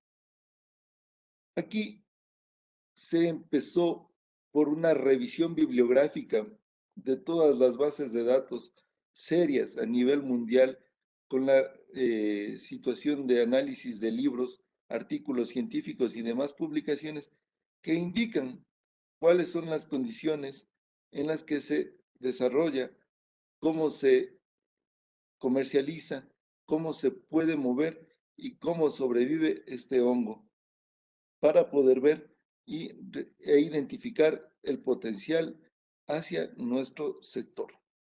Con toda esta información, se generaron las guías para el análisis de riesgo de la plaga para nuestro país. Esto ya está. Esto fue una vez que ocurrió el problema en el año de 2019, se alertaron, antes del 2019 ya se venía trabajando, ¿no? Pero una vez que ya se presentó el problema en el 2019, se alertaron y estas acciones tuvieron que ser tomadas de forma muy rápida, ¿no? En la segunda etapa, en la evaluación del riesgo de la plaga, de acuerdo con la guía elaborada por Agrocalidad y las normas internacionales de manejo fitosanitario en su artículo número 11, en esta etapa se identifica si el nivel de riesgo es aceptable o no. Se pueden considerar aspectos como pérdidas económicas estimadas, el nivel de riesgo aceptado por otros países. Así que, en acuerdo con toda la información recopilada, se establecen los niveles de riesgo adquiridos, que puede ser bajo, medio y alto. Les comento que el riesgo de Fusarium oxysporum cubensis, raza 4 tropical, es muy alto para el Ecuador, debido a que se presentan las condiciones para desarrollo y propagación del hongo, lo cual derivaría en la pérdida total progresiva del cultivo de musáceas en nuestro territorio. hasta encontrar una variedad que sea resistente y nos permita generar el cambio de variedad para la producción de musáceas.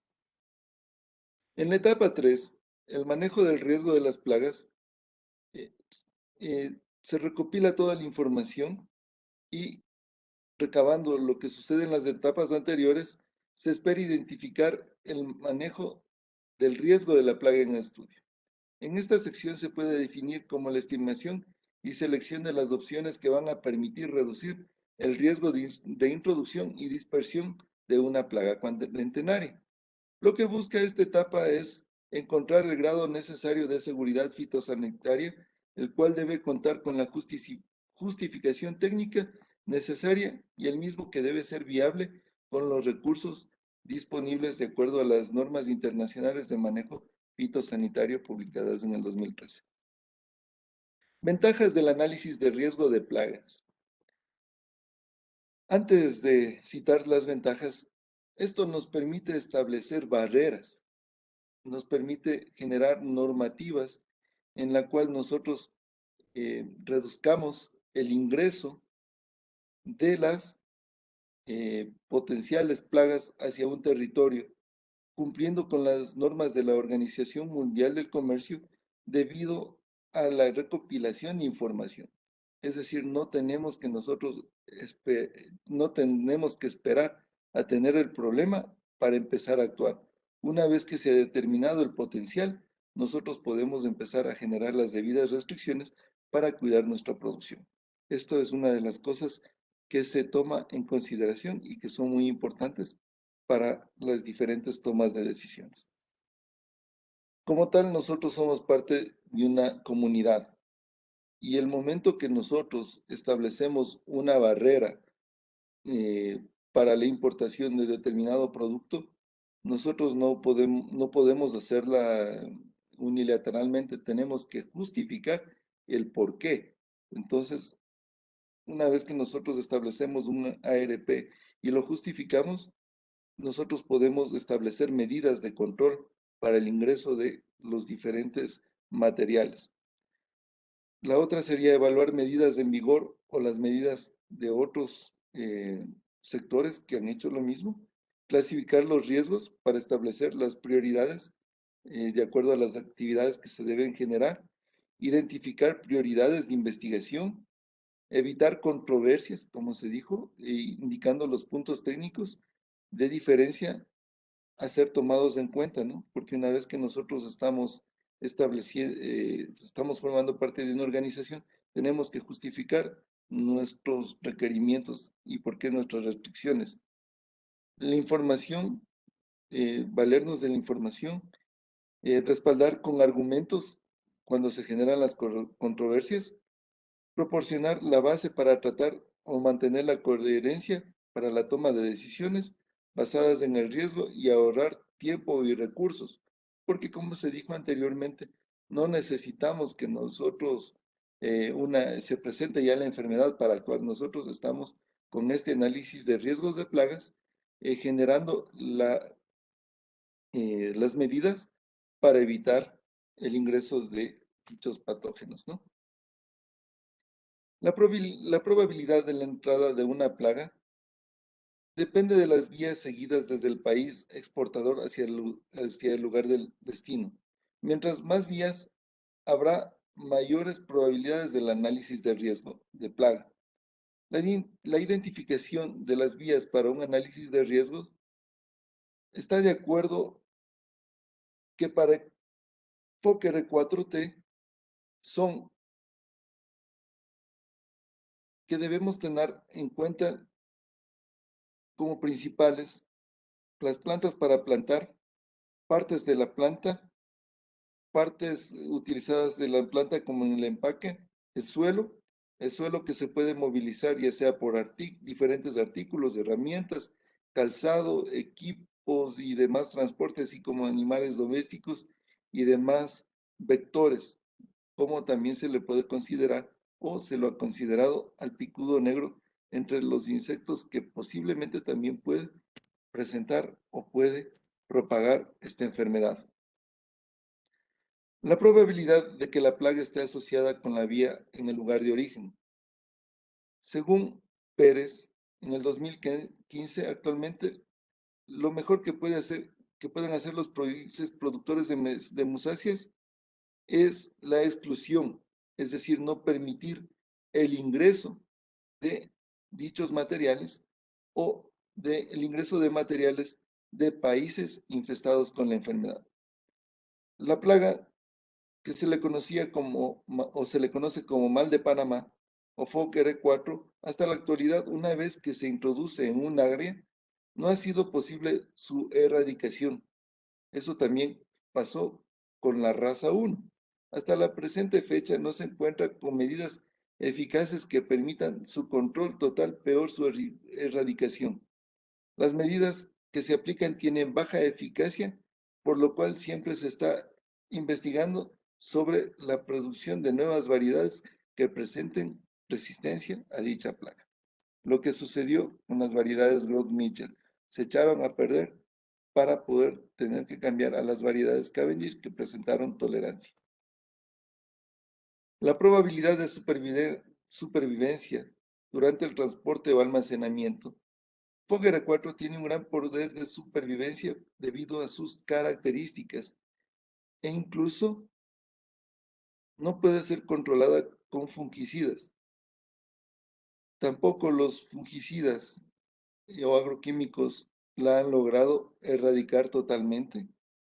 FOC-R4 puede sobrevivir durante décadas en el suelo de acuerdo a lo que reporta la FAO para el año 2021, por lo que su capacidad de supervivencia durante el transporte o almacenamiento es extremadamente alto. La probabilidad de que la plaga sobreviva a los procedimientos de manejo de plagas, en vista de que no existen tratamientos que ayuden con la erradicación, se menciona que una de las soluciones es reemplazar los cultivares susceptibles por variedades resistentes.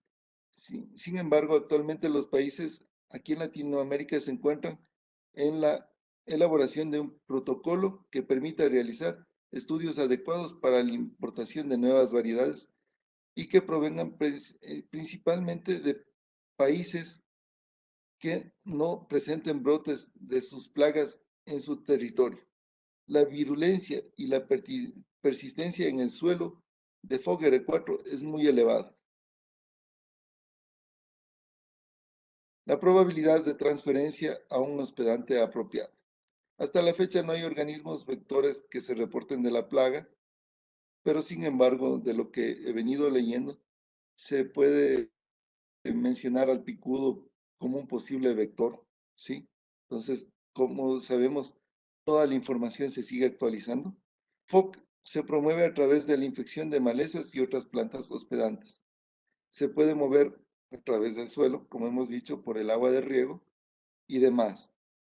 Existen estudios realizados en América y Australia que demuestran que algunas especies de malezas pueden ser colonizadas por FOC sin síntomas visibles, lo cual le hace con un mayor potencial de peligro en esta epidemia, en esta enfermedad, ¿no?, ocasionada hacia las musáceas especialmente.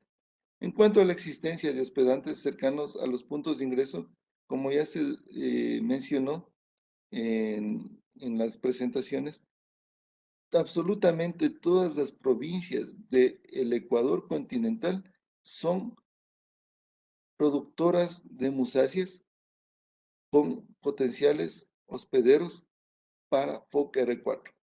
Lo que nosotros estamos observando es un problema de carácter nacional posiblemente.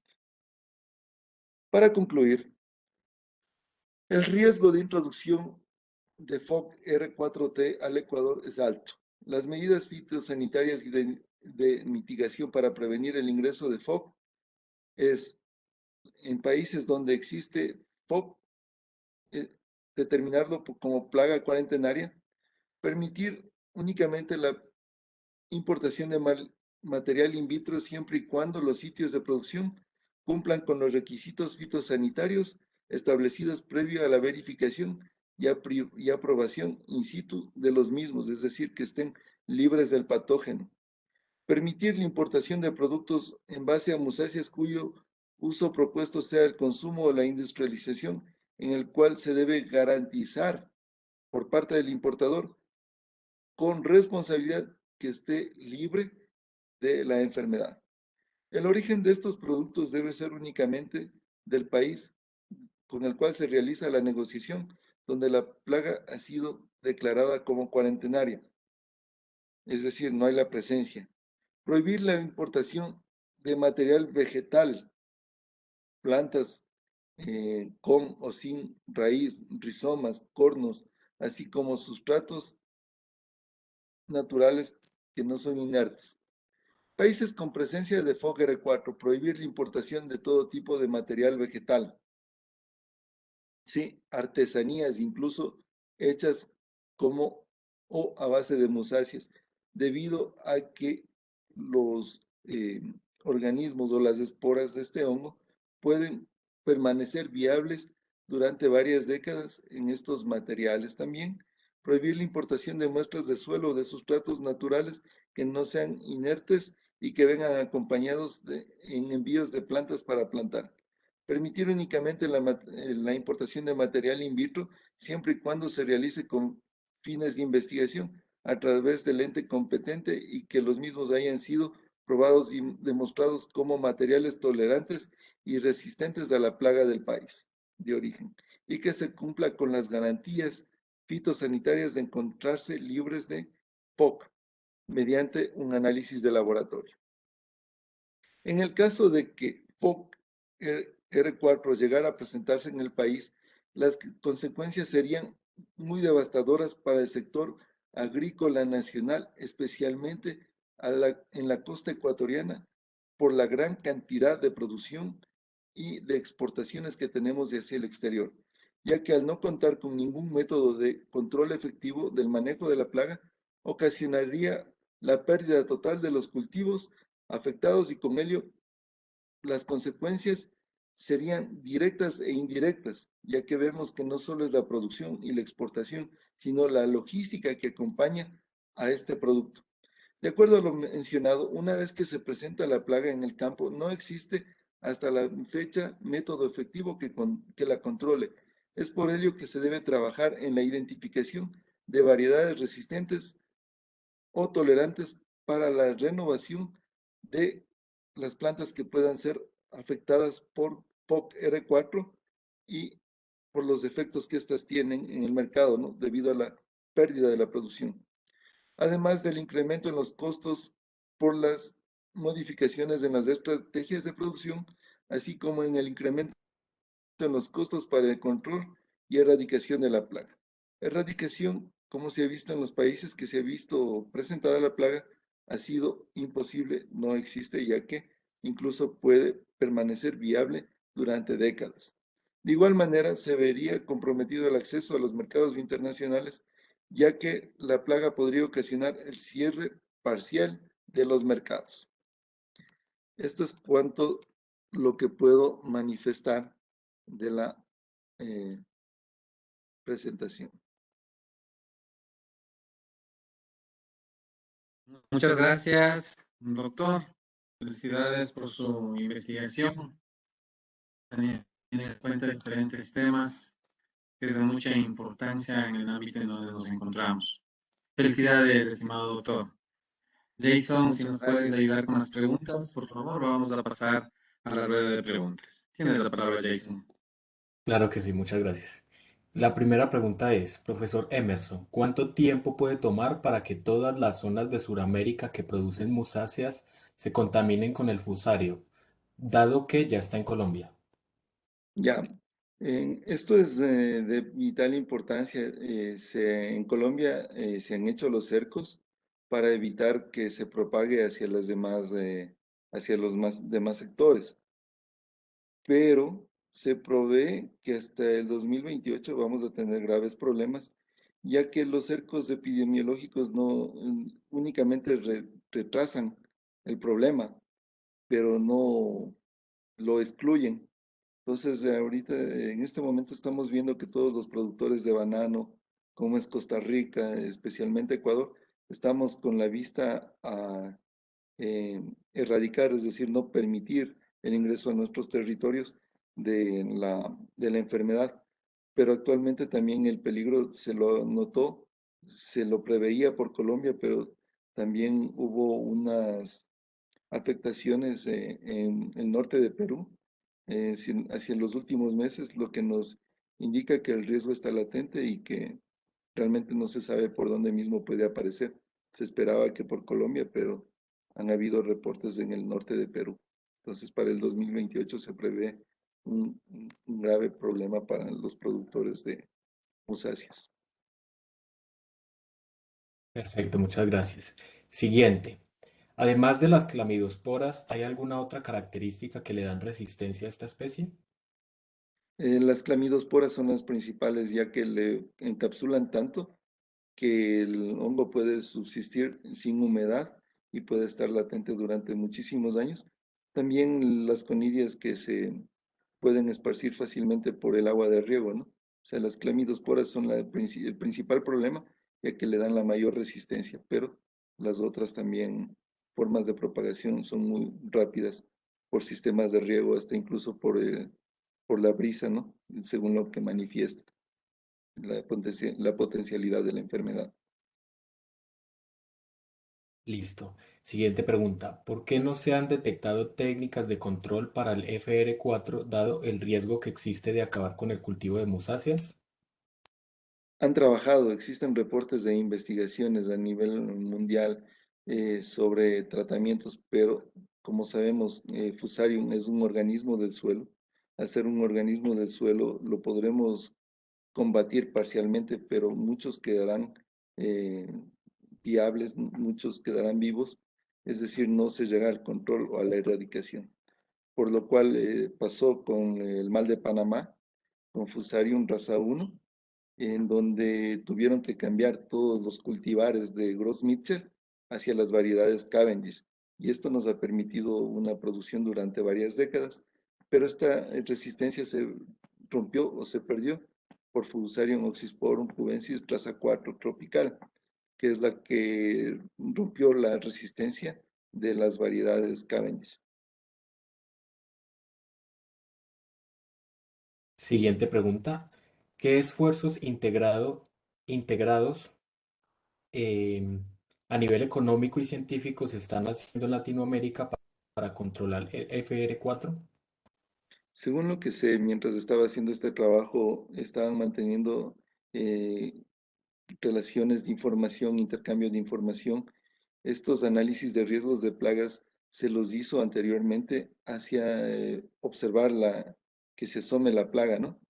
Entonces, todo esto se basó en información científica de validez, ¿no? De lo que son artículos científicos, de lo que son reportes en libros para poder hacer la toma de decisiones. Entonces, todos los productores, de acuerdo a la Organización Mundial del Comercio, para poder tomar decisiones, tuvieron que respaldarse en información y todos están en esta situación. Si nosotros vemos que Ecuador está en lo que es, ya se emitió la normativa, pero también observamos en Costa Rica y demás productores que están pendientes, ¿no? Que están generando los protocolos para retrasar o evitar el ingreso de la plaga. Listo. Siguiente. ¿Hay métodos que permitan renovar las capacidades del suelo tras la presencia del fusarium? No, Fusarium es un hongo endémico que se va a quedar a vivir ahí. Entonces, podremos mitigar, pero no controlar o erradicar. Listo. ¿Los pequeños y grandes productores de musáceas están enterados de la llegada del hongo? Sí, están ahorita, Agrocalidad está tomando los protocolos, está haciendo los seguimientos mediante el uso de marcadores para ver la presencia, ¿no? Si existe o no. En este momento están eh, prestando todo ese contingente. Como se explicó, la producción de musáceas en Ecuador es el rubro más importante y le están dando la importancia del caso, realmente. Listo, siguiente. Profesor Emerson, ¿se han realizado estudios aerobiológicos, aeromicológicos en la atmósfera de Ecuador, ya que No, permitirían conocer la presencia del conidio de Fusarium y sus concentraciones? Con ello, no, alertar sobre posibles afectaciones a la sanidad vegetal. no se han hecho esos trabajos. Sería una buena, sería una buena alternativa de investigación, ¿no? Pero no se han hecho esos trabajos. Ya Perfecto. terminaron las preguntas. Sí, profe, hasta ahora no hay más preguntas. Si alguien más en el chat o de los participantes tiene alguna, pues puede ir poniéndola y será resuelta si es posible. Profesor Emerson, yo no sé, yo tengo como la presunción de que no estamos suficientemente unidos e integrados a nivel de países para enfrentar este riesgo tan alto que tiene la producción de musáceas por ejemplo, en Sudamérica. ¿Será que nos damos como al dolor de que eso no tiene control, dado todo lo que usted nos ha dicho, y entonces la alternativa será buscar nuevas variedades de estos organismos para cultivar o qué? Eh, la verdad, lo que se está haciendo, de lo que nosotros observamos, es generar la normativa para evitar que ingrese acá al Ecuador. Y como tal, los cercos epidemiológicos los estuvo tomando Colombia, donde se presentó por primera vez la plaga en el 2019, y se preveía que posiblemente por allá iba a ser el principal problema, pero se notó también que en el norte del Perú también está la enfermedad, de los reportes, de los últimos reportes del SENASA. Lo que sucede es que lo que se ha visto y se ha notado que no hay tratamiento eficaz para Fusarium oxysporum racequatro, pero lo que sí se debería es retrasar o tratar de prevenir el ingreso hacia nuestro país. Sería importante que la empresa privada, los productores, los bananeros, se empoderen del problema. Básicamente, en este momento, quienes están empoderados del problema son los de agrocalidad, más no los productores, que son los principales interesados, ¿no? No los exportadores, sino el Estado ecuatoriano es el que se ha preocupado de forma mayoritaria de esto. Gracias, profesor. Voy a darle la palabra a uno de los participantes, a Daniel Ramírez, que está interesado en interactuar con usted, profesor. Muchas gracias. Daniel, Muy buenas tardes, profesor Carlos. Gracias por la oportunidad. Igualmente todo el comité organizador. Profesor Emerson, un gusto. Soy el profe Daniel Ramírez. Me dedico prácticamente a los estudios y muestreos aerobiológicos, aeromicológicos aquí en Colombia. Referente al tema de Fusarium, Colombia también es inicial en este tipo de muestreos aerobiológicos. Solamente se han realizado 2 o 3 estudios adelantados por el laboratorio GEFIUT de la Universidad del Tolima, y dada la importancia de este tema que usted nos acabó de aclarar para este hongo fitopatógeno en Ecuador, me surge la propuesta de poder interactuar con usted a nivel académico y generar unas ciertas líneas de investigación en muestreo aerobiológico, aeromicológico, con particularidad en este fusario, ya que en Colombia también los reportes de afectación tanto a musaces como singiveraces, bueno, los integrantes de la familia del orden singivirales, especialmente susceptibles al ataque de este fusario, son altos y son amplios. Ha atacado especialmente a la floricultura, a la fruticultura. ¿Por qué no generar una línea de investigación en el análisis y prevención, utilizando a la aerobiología como herramienta? Excelente. Realmente todo aporte tecnológico y científico es muy bienvenido y sería parte, ¿no?, de afianzar que no queden en participaciones, sino ya ir a la parte técnica donde podamos generar estrategias, ¿no? Es muy interesante su temática y sería bueno poder interactuar y tener como propuesta, ¿no? para poder nosotros abrir una línea de investigación muy interesante en el tema.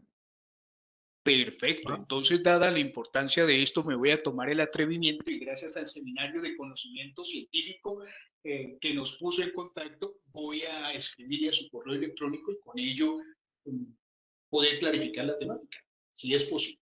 Y si usted me Sí, acepta. con todo gusto, sí, para podernos ver y ver cómo pudiéramos hacer el contacto o ver las personas interesadas y poder seguir armando las redes de investigación, que es muy importante y actualmente, como le digo, siendo, las musáceas el principal producto económico agrícola del país, realmente para nosotros nos tiene muy preocupados y realmente este trabajo lo hizo nuestra colega Mónica Gallo, también es colombiana, pero trabaja aquí en el Ecuador. Y lo importante era poner en conocimiento que esta información que se tiene sea propagada para poder tomar medidas y también que se involucre la academia y los equipos técnicos para poder generar alternativas. Perfecto. Profesor, es tan amable, yo lo molesto con su correo electrónico vía chat para copiarlo y escribirlo en la plataforma. Muchas gracias. Ya, ok, sí, para mí será un gusto. eh,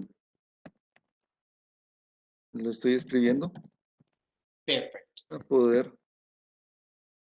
¿Dónde está el chat? Ah, ya, Abajo, ya lo encontré.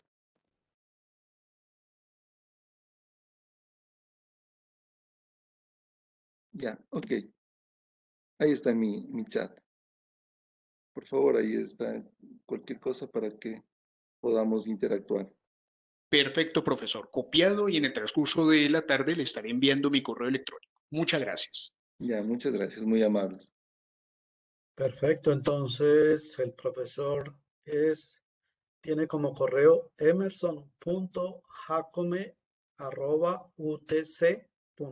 emerson.jacome@utc.edu.es para las personas interesadas en este tema del fusarium, de las musáceas y el alto riesgo que tenemos de casi una pérdida total de la economía y del cultivo del plátano y el banano. Matius, tienes la palabra. Muchas gracias, mi estimado Carlos, mi estimado Emerson. Felicidades por tu tema. Bueno, ese es el objetivo, ¿no?